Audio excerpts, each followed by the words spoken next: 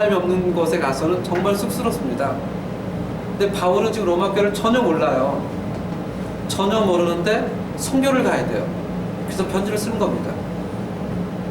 나에게 뭘 해달라? 선교비를 해달라. 계속해서 읽어보겠습니다. 24절. 이는 지나가는 길에 너희를 보고 먼저 너희와 사귐으로 얼마간 기쁨을 가진 후에 너희가 그리로 보내주기를 바랍니다.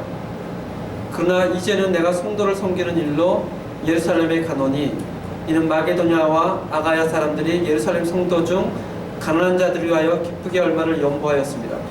너희가 기뻐서 하였거니와 또한 저희는 그들에게 빚진 자니 만일 이방인들에게 그들의 영적인 것을 나눠 가졌으면 육적인 것으로 그들을 섬기는 것이 어떠하다? 마땅하다. 뭐라고 얘기를 하죠? 선교하는 것이 마땅하다. 이 선교사가 대부분요, 잘못하면 굉장히 비굴하기 쉬운 자리가 선교사입니다. 정말 비굴하기 쉬워요. 자기도 모르게 돈 있는 사람, 힘있는 사람에게 고개를 숙이기 쉬운 자리가 선교사더라고요. 그렇게 하고 싶지 않은데 자기도 모르게 그렇게 돼요. 자기도. 또 선교편지를 씁니다. 선교편지를 쓰면 대부분 이렇게 써요. 너무 어렵습니다. 자동차가 필요해요. 아이가 아파서 뭐 병원을 못 가요. 이게 거짓말은 아닌데 자기도 모르게 자기를 이렇게 좀 사람의 감성을 맞죠. 자기도 모르게 굉장히 비굴하기 쉬운 자리가 선교사더라고요. 자기도 모르게 자기 자리를 잘 잡지 않으면 너무너무 힘든 자리인 것 같아요. 근데 사도 바울은 지금 뭐라고 얘기를 하냐면 선교하는 것이 어떠하다? 마땅하다. 한 번도 가보지 않은 교회, 전혀 아는 사람이 없는 교회에 선교편지를 쓰면서 내가 가는데 뭘 내라? 선교비를 내라. 제가 옛날에 선교사한테 이런 얘기를 하면 속으로 그렇게 생각했습니다. 야, 저 정말 찌질하게 아파서 지금 돈 달라고 하는 건가? 저 정말 그렇게 생각했어요. 그렇게 생각했습니다. 과연 사도 바울은 어떤 마음으로 썼을까 생각해요. 과연 사도 바울이 찌질한 마음으로 어떻게 하면 돈을 더 가져갈까? 정말 그런 마음으로 사도 바울이 로마를 썼을까? 혹시 로마서 한번 읽어보셨습니까? 그런 마음이 비춰져요, 사도 바울 마음속에? 전혀 안 비춰집니다. 너무나 당당하게 얘기해요. 내가 서반하러 가겠는데 영적으로 빚진 자가 갚는 것이 당연하듯이 육적으로 빚진 자가 선교하는 것이 어떠하다? 이건 너무나 마땅하다라고 씁니다. 그렇다면 그 자신감이 어디서 나오냐는 거예요. 한국 사회도 보니까 이 돈으로 많이 갑을이 정해지잖아요. 진짜 한국 사회 오니까 그런 게 너무 잘 보이더라고요. 제가 한 3주 전인가 병원을 갔었습니다. 제 차 옛날에 김동일 목사님 타고 다니는 것도 조금 더 좋은 차예요. 진짜 오래된 차, 맨날 10년, 10몇 년 차를 타고 다니니까 차를 보고 딱 갔는데 경비 아저씨가 다른 차에는 이렇게 인사하다가 제 차를 보더니 제가 물어봤습니다. 아저씨 차를 어디다 댈까요? 거기다 넣어 그러더라고요. 제가 잘못 들은 줄 알고 저기 아저씨 차를 어디다 놓을까요? 그랬더니 이러고 화가 갑자기 나가지고 제가 목사인 거 모르니까 그 사람이 내려서 아저씨 언제 봤다고 반말해요. 그랬더니 그때서 가만히 집어넣으세요 그러더라고요. 이 사회가 너무 이상한 사회인 것 같아요. 차를 보고 딱 그 사람을 평가해버린 것 같아요. 이게 굉장히 저한테는 좀 익숙하지 않은 건데 그런 사회에서 여러분들은 살고 있잖아요. 그러다 보면 그게 나쁘다면서도 자기도 모르게 있는 사람한테는 비굴해지기 쉬운 사회거든요. 여러분 너무 잘 알잖아요. 그게 오늘날만 그런 것이 아니라 예전에도 그랬고요. 그 예전에도 그랬어요. 또 앞으로도 그럴 거예요. 지금 사도 바울은 우리가 지금 얘기할 때 대사도 바울 하지만 이 당시는요 전혀 인정이 되지 않았던 사람입니다. 오히려 저게 사도냐, 혹시 가짜 아니냐, 이런 논란의 대상이 됐던 사람이에요. 근데 그 사람이 내가 갈 테니까 성경이 내놔, 이런 편지를 썼다는 것은 이 사람 마음속에 정말 하나님의 부르심에 대한 확고한 확신이 있었던 거였어요. 한번 보겠습니다. 28절. 그러므로 내가 이 일을 마치고 그 열매를 그들에게 확증한 후에 어디에 누구에게 들렸다가? 로마 너희에게 들렸다가 어디로 가겠다? 서반으로 가겠다. 사도 바울이 저 고린도에서 브리스길라와 아굴라를 만나면서 로마 교회에 대한 소식을 듣습니다. 그리고 이 사람 마음속에 새로운 비전이 생겨요. 내가 어디로 가겠다? 스페인으로 가겠다. 그리고 이 교회를 통해서 내가 후원을 받겠다. 그리고 그 후원의 목적을 위해서 쓴 편지가 뭐라고요? 그 편지가 로마서입니다. 신약 성경에 27권의 책이 있잖아요. 복음서가 4권, 역사서가 1권, 그 나머지는 서신서입니다. 이 가운데 선교 편지는 딱 하나예요. 로마서. 로마서가 교리서가 아닙니다. 의인은 믿음으로 살지니, 어려운 것 같지만 실제로 로마서는 선교 편지예요. 선교 편지. 내가 스페인으로 가겠다. 나에게 헌금을 해달라.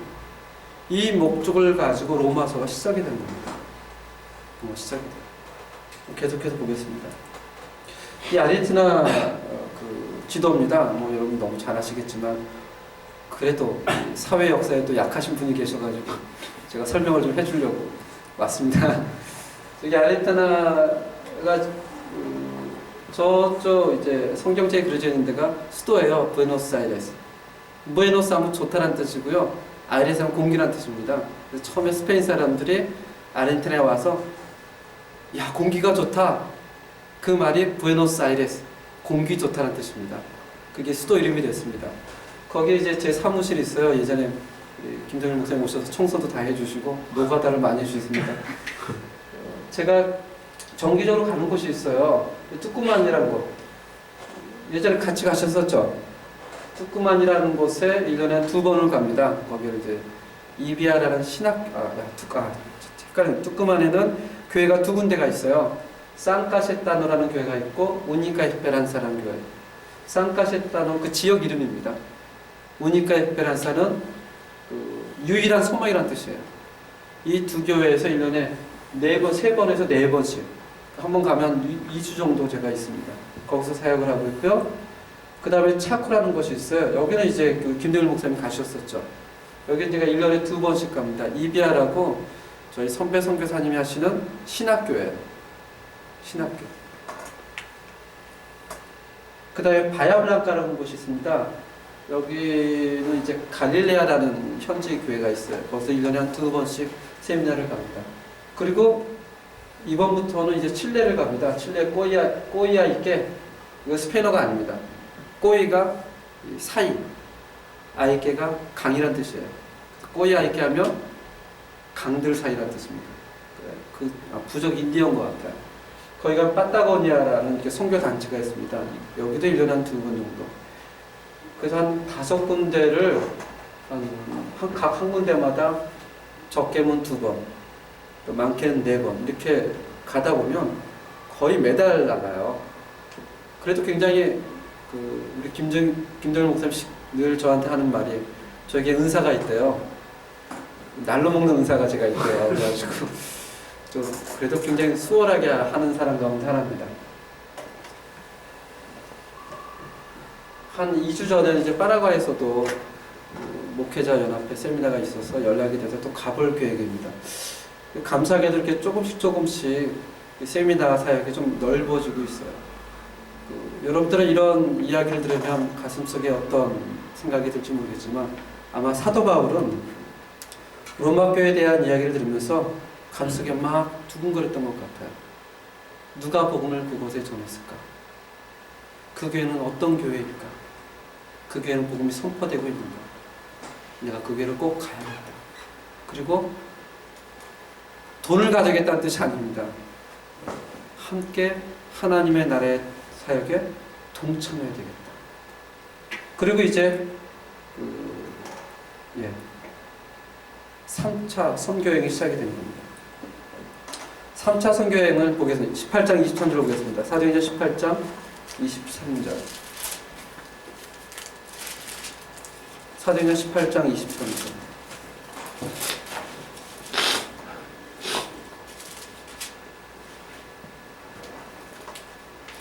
사도행전 18장 23절에 보면 3차 선교여행의 목적이 나옵니다. 한번 읽어볼까요? 시작. 얼마 있다가 떠나 갈라디아와 부르기아 땅을 차례로 다니며 모든 제자를 어떻게 한다고요?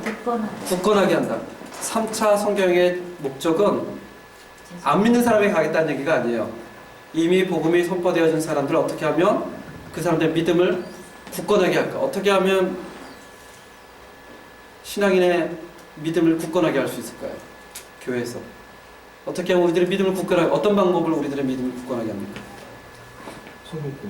성경 공부입니다. 그 3차 선교여행 제목 목적이 성경 공부예요. 사도 바울이 그래서 예배소로 갑니다. 예배소로 가서 두라노선을 쓴대요. 3년 동안 하루에 5시간씩 아침부터 아침 9시, 오전 11시부터 오후 4시까지 매일 3년 동안 성경 공부해요. 김대일 목사님 설교 오래 하시나요? 1시간 오래 하시네요. 보통 한국에서 1시간 하면 돌 맞죠. 보통 딱 한 30분, 40분에 끝나요. 현지인교회는 4시간 해요. 현지인들은 예배가 시작은 있는데 끝은 없어요. 그래서 아무도 몰라요, 언제 끝날지. 제가 한번 통역을 하러 갔었습니다. 전도사 때. 통역을 하더니 저희 목사님이 그랬어요. 거기가 저녁 7시 시작인데 저보고 8시에 가지. 그래서 아이 목사님 어떻게 8시에 갑니까? 아이 너 몰라서 그래. 8시에 갔습니다. 맨 앞에 앉아서 통역한다고. 근데 통역 순서가 안 오는 거예요. 1시간이 지나고 2시간이 지나고 3시간이 지나고. 도대체 감을 못 잡겠어요. 대체 내가 언제 순서인지. 그러다가 기도할 때 잠깐 나와서 화장실 가서 소변 넣으면서 속으로 이제 현주교회 진짜 그때 이제 선교사 전이었으니까. 그랬더니 제 옆에 어떤 한국 사람이 같이 소변을 누고 있었습니다. 이제 물어봤어요. 예배 언제 시작하는 거예요? 요즘에 죽을 뻔했습니다. 근데 그분이 그래요. 전 5시부터 참았어요. 그리고 저녁 12시가 넘어서 끝나요. 현지인교회는 항상 시작은 있는데 끝나는 게 없어요. 그러니까 이 사람들에 대한 하나님의 말씀의 열정은 우리하고는 비교가 안 됩니다. 물론 우리보다 못 먹고 못 입고. 근데 한국교회는요, 저도 한국교회 오래 있어봤지만 앞에 설교하다 보면요 꼭 신호를 주는 사람이 있어요. 이래요. 앞에서 이게 무슨 신호예요? 과연 무슨 신호지? 네, 이제 잘라주세요. 요거는 좀 양반이죠. 좀 길게 하면 일어서 나가는 분도 있어요. 문 쾅 닫고. 그 1시간 설교하시면 목사님이 대단한 게 아니고 성도님이 대단한 거죠. 그걸 다 들어주고. 근데 사도 바울이 하루에 5시간씩 3년 동안 3차 성경의 목적이 뭐라고요? 성경 공부예요. 성경 공부. 내가 교회를 세우겠다? 아니에요. 사도 바울의 손으로 교회를 세운 데가 없습니다. 3년 동안 두라노 선교에서 계속해서 사람들을 양육했더니 그 성경 공부했던 사람들이 교회를 세운 것이 소아시아 7교회입니다. 사도 바울을 세운 게 아니에요. 하나님의 말씀을 받아들였던 그 사람들이 자기들의 손으로 교회를 세웁니다. 그리고 나서 사도 바울이 어디로 가죠? 고린도에 가서 편지를 씁니다. 3개월 동안. 그것이 로마서입니다. 무엇을 위해서? 하나님의 나라를 위해서. 단순히 성교비를 위해서 쓰는 것이 아니에요. 내가 서바나를 가는, 스페인으로 가는 비전이 있습니다. 하나님의 나라를 위해 성공하는 것이 마땅합니다. 그러면서 로마서가 시작이 됩니다. 로마서 1장 1절 한번 보겠습니다. 로마서 1장 1절. 로마서 1장 1절을 이렇게 시작이 됩니다. 예수 그리스도의 종 바울은 사도로 부르심을 받아 하나님의 복음을 위하여 특정함을 입었습니다. 이 복음은 하나님이 선지자들을 통하여 그의 아들에 관하여 성경이 미리 약속하신 것이라. 그의 아들에 관하여 말하면 육신으로는 하면서 복음은 예수 그리스도다. 그 예수 그리스도는 육신으로는 누구를 통해서 났다? 다윗을 통해서 났다. 그러면서 6절에 이렇게 얘기를 합니다. 함께 읽겠습니다. 시작. 너희도 그들 중에서 예수 그리스도의 것으로 부르심을 받았다. 나만 부르심 받은 것이 아니라 누구도 부르심을 받았다? 너희도 부름을 받았다. 이상하게 오늘날의 구조는 목사님이 북치고 장구치고 다 해요. 성도님들은 막장에 극장이 온 것 같습니다. 그래서 이런 얘기도 하죠. 우리는 열심히 교회 나오고 밥 열심히 하고 헌금 열심히 하면 누가 다 알아서 한다? 목사님이 다 알아서 할 거야. 전혀 성경적인 개념이 아니거든요. 사도 바울이 지금 너희는 돈만 내, 내가 알아서 할 테니까 이렇게 표현을 쓰지 않는다는 거야. 나도 사도로 부르심을 받았지만 누구도 부르심을 받았다? 너희도 부르심을 받았다. 복음을 위해서. 나만 부르심을 받은 것이 아니라 너희도 부르심을 받았다. 우리는 다 하나님 앞에 부르심을 받은 사람이라. 그러면서 로마서가 시작이 되는 거예요. 로마서 1장을 보면 이런 얘기가 나옵니다. 너무나 잘 알겠지만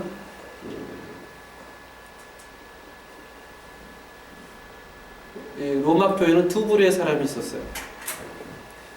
크리스찬이지만 이방인 크리스찬이 있었고 유대인 크리스찬이 있었습니다. 로마서가 시작이 이렇게 됩니다. 너희 가운데 율법이 없는 자들이 있다. 이방인들. 근데 그 사람들이 어디 아래 놓여 있다? 하나님의 진노 아래 놓여 있다. 너희가 하나님의 뜻을 몰랐다고 핑계대지 말아라. 태초부터 하나님이 자연들을 통해서 계속해서 보여주지 않았느냐? 너희들은 하나님의 진노 아래 있다. 그게 로마서 2장입니다. 1장, 2장입니다. 3장에 가서는 뭘 얘기를 하죠? 너희들 뿐만이 아니라 유대인, 교회에서 오래된 사람들, 직분자들, 너희들도 문제가 있다 없다? 문제가 있다. 너희들도 어디에 놓여있다? 하나님의 진노 아래 놓여있다. 그러니까 모든 사람이 하나님의 진노 아래 있다. 의인 없나니 하나도 없다. 사실 요새같이 교회가 욕을 많이 먹는 시대가 없었던 것 같습니다. 요새같이. 정말 요새같이. 저희 어릴 때는요, 교인하면 정말 선한 사람들이라고 생각을 했어요. 목사님 하면 하나님처럼 생각을 했습니다. 저희 어릴 때는. 실제로 그런 분들 많았었어요. 지금은요, 목사 어디 가서 얘기를 잘 못해요. 미국 비자 받을 때도요, 목사하면 비자 안 줍니다. 진짜로 안 줘요. 그냥 방문했습니다 하면 줘요. 하도 도망간 사람들이 많아가지고 목사라면 비자를 안 줘요. 한국교회에서도 목사하면 요새 신뢰를 안 합니다. 선교사 하면 돈 벌러 오는 사람인 줄 알아요. 그냥 교회의 위상이 땅에 떨어졌어요. 교회 다니는 사람들은 광신적인 사람, 가족도 버리는 사람, 예배는 드리지만 전혀 삶에 나타나지 않는 사람. 사실 교회 안 다니는 사람들 때문에 교회가 욕을 먹는 게 아니고 실제로 누구 때문에 교회가 욕을 먹는 줄 알아요? 교회를 잘 다니는 사람들 때문에 욕을 먹어요. 제가 이 설교를 저희 아르헨티나 충영교에서 얘기를 했습니다. 충영교에서 이런 질문을 했어요. 대예배 때 설교 한번 했습니다. 교회에서 가장 신뢰하기 힘든 사람이 누굽니까? 그랬더니 그 교회 장로님이 뭐라고 줄 아세요? 목사님이요? 그래요, 목사님. 그게 실제로 그래요. 실제로 그래요. 그래서 가장 신뢰하기 힘든 사람이 장로입니다. 권사예요. 모태신앙을 제일 신뢰 못해요. 제일 열심히 있는 사람이 꼭 문제를 만들어요. 새로운 사람이 교회 왔다가 누구 보고 시험 받고 가냐면 열심히 있는 사람 보고 시험 받고 나옵니다. 그 2010년 7월 28일 미주 뉴스 엔조이의 최태는 목사님이 이런 글을 썼습니다. 제목이 뭐라고요? 교회에서 가장 무서운 사람들. 제가 한번 읽어볼게요. 첫째, 새벽 기도를 오래도록 한 번도 빠지지 않고 참석한 집사님의 눈길이 있었습니다. 그분의 머릿속에는 새벽 기도 빠진 목사, 장로들 빠진 횟수와 날짜와 시간을 다 기억하고 있습니다. 저도 예전에 새벽기도 열심히 했는데요. 목사님들한테는 이상한 능력이 있어요. 딱 앞에서 기도하고 있으면 뒤에서 발자국 소만 소리에서 누군지 알아요. 아, 얘 나가 맞구나. 금방 알아요. 참 이상하죠. 안 봐도 알아요. 근데 그 발자국 소리가 안 들리면 어떤 생각이 드는 줄 알아요? 안 나왔네. 이상해요. 새벽기도 나온 사람이 은혜가 있어야 되는데 이상하게 새벽기도 나온 사람이 제일 무서워요. 왜냐면 사람들을 정죄하잖아요. 두 번째는 어떤 사람인 줄 알아요? 40일 금식했던 사람. 제가 지어놓은 거 아닙니다. 실제로 기사에 났어요. 40일 금식 기도를 다녀온 우리 권사님들의 눈길, 권사님들이 많이 하잖아요. 그분의 시선은 이렇게 봅니다. 쟤는 왜 금식 기도 안 하지? 세 번째, 큰 교회 다니는 교회 성도가 무섭습니다. 큰 교회 다니는 사람들은 명함도 갖고 다니는 거 아시죠? 아, 모르세요? 많이들 갖고 다니세요. 저는 명함이라는 걸 아닐 때는 없다가 한국에 와서 봤는데 이렇게 주니까 뭐 어느 교회 어느 집사, 신기하더라고요. 아마 큰 교회를 다니다 보면 자기가 큰 교회라고 생각을 하고 있는 것 같아요. 그래서 거기에 대한 프라이드가 있어가지고 나는 이런 사람이야. 자그마한 교회 보면 불쌍하고 안타깝고 왜 저렇게 찌질하게 사나, 뭐 이런 생각도 있는 것 같습니다. 세 번째, 무언가를 깨달은 안티감. 아는 사람들이 또 문제예요. 알아도 너무 많이 알아요. 교회 생활에 대해서. 성경도 진짜 많이 알아요. 근데 그것 때문에 다른 사람들을 막 지적을 합니다. 지적을. 그리고 어리석다고 얘기를 하죠. 무식하다고 얘기를 해요. 네 번째, 이거 문제죠. 이 박사학위 받은 사람이 굉장히 골치 아파요. 이 박사학위를 받은 사람들은 그렇다고 박사가 다 나쁜 사람은 아닙니다. 이런 사람들은 사람들을 종류별로 차트별로 구별을 합니다. 얘는 이런 사람, 쟤는 이런 사람. 여섯 번째, 성도수가 제법 있는 누가 무서워요? 교회 목사들이 무서워요. 그분의 권위와 무게는 엄청난 압박으로 성도들을 찌그러뜨립니다. 공감이 가십니까? 혹시 여러분들 이 가운데 껴있지 않아요? 뭐 새벽기도에 한 번도 빠지지 않나요? 없나요, 여기는? 혹시 금식기도를 갔다 와서 남을 비판으로 본 사람 없어요? 또는 너무 많이 알아서 쟤는 왜 이렇게 안 하지? 얘는 왜 이렇게 안 하지? 비판하는 사람 없지 않습니까? 교회의 문제는 사실 교회 안에 있거든요. 이것은 세상도 알고 다 알아요. 누구만 모르냐면 교회 안에 있는 사람만 몰라요. 자기만 몰라. 남들은 다 아는데 자기만 몰라.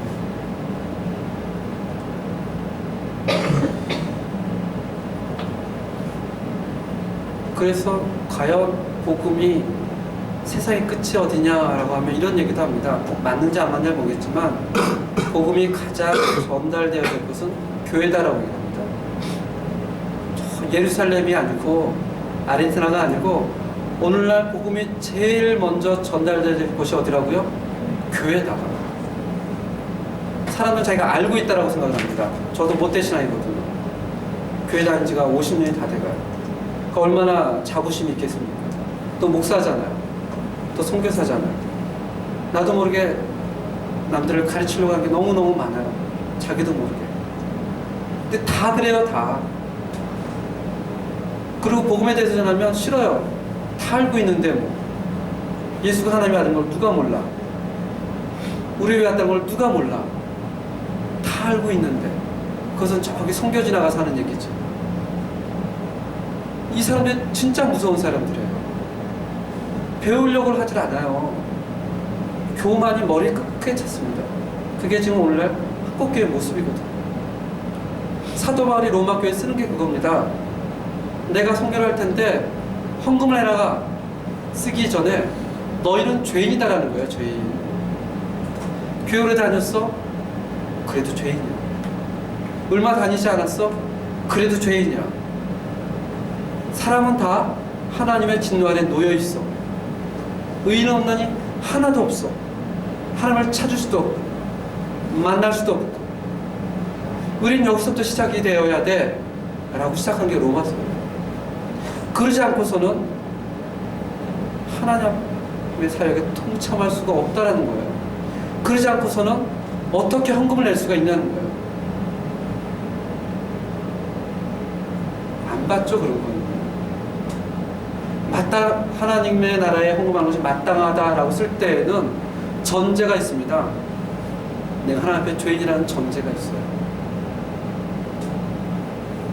하나님의 은혜가 필요하다는 전제가 있어요. 그 전제가 무시된 것은 아니라는 것을 쓰고 있습니다. 그러면서 로마서 3장 19절 오늘 본문 말씀이 이렇게 얘기합니다. 우리가 알거니와 우리 율법이 말하는 바는 율법 아래에 있는 자들에게 말하는 것이니 이는 모든 입을 막고 온 세상으로 하나님의 심판 아래에 있게 하려 함이라. 그러므로 율법의 행위로 그의 앞에 의롭다 하심 얻을 육체가 없나니 율법으로는 죄를 깨달음이라. 이제는 율법에 하나님의 한 의, 이 하나님의 한 의가 누구예요? 그가 예수라는 것입니다.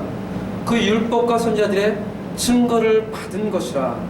이것을 지금 선교제에 가서 얘기하는 게 아니에요. 로마 교인들에게 얘기하고 있는 것입니다. 이미 다 알고 있는 사람, 튼튼한 교인들에게 다시 한번 얘기하고 있는 거예요. 하나님이 한 의를 준비하셨는데 우리의 의가 아니라 바로 예수 그리스도다. 그가 율법과 선지자들에게 증거를 받았다. 곧 예수 그리스도를 믿음으로 말미암아 모든 믿는 자에게 미치는 하나님의 은이 차별이 없느니라. 다시 한번 복음을 먼저 선포하는 거죠. 그리고 나서 마지막에 가서 그러니까 너희가 하나님의 나라의 역사에 선교에 동참하는 것이 마땅하다라는 거예요. 이 복음이 잘 정립이 되지 않으면요 늘 시험이 됩니다. 이게 정립이 되지 않으면요 왜 헌금을 해야 되죠? 교회 운영을 한다고요? 아니요. 누가 교회 운영하라고 헌금하라고 합니까? 누가 목사 월급을 주라고 헌금을 하라고 그래요? 복음이 정립이 되지 않으면 내가 하나님의 죄인, 복음이 필요하고 이것이 정립이 된 이후에야 은혜로서 우리가 드릴 수가 있는 거지. 그러지 않고서는 우리에게 커다란 시험거리만 주는 거예요. 시험. 여러분 옆에 있는 사람에게 인사를 해볼까요? 당신은 하나님의 은혜가 절실한 자입니다.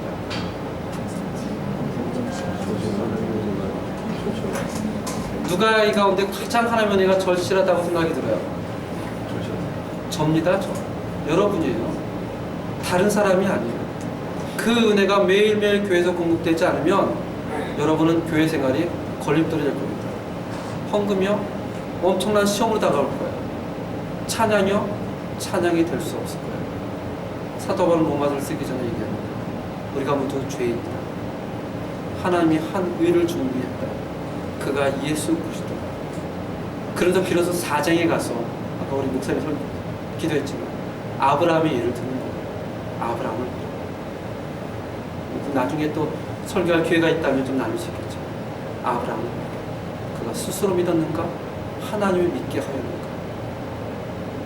정말 그런 은혜가 있다면 우리가 하나님의 나라에 동참하는 것이 어떠하다? 마땅하다. 그 전제가 있죠. 그런 은혜가 있다면 그런 은혜가 있다. 우리 기도하겠습니다. 하나님 아버지, 우리가 신앙생활의 형식을 먼저 배우지 않도록 우리를 붙잡아 주시옵소서. 우리가 교회 안에서 복음에 대한 것을 정말 공급받지 않으면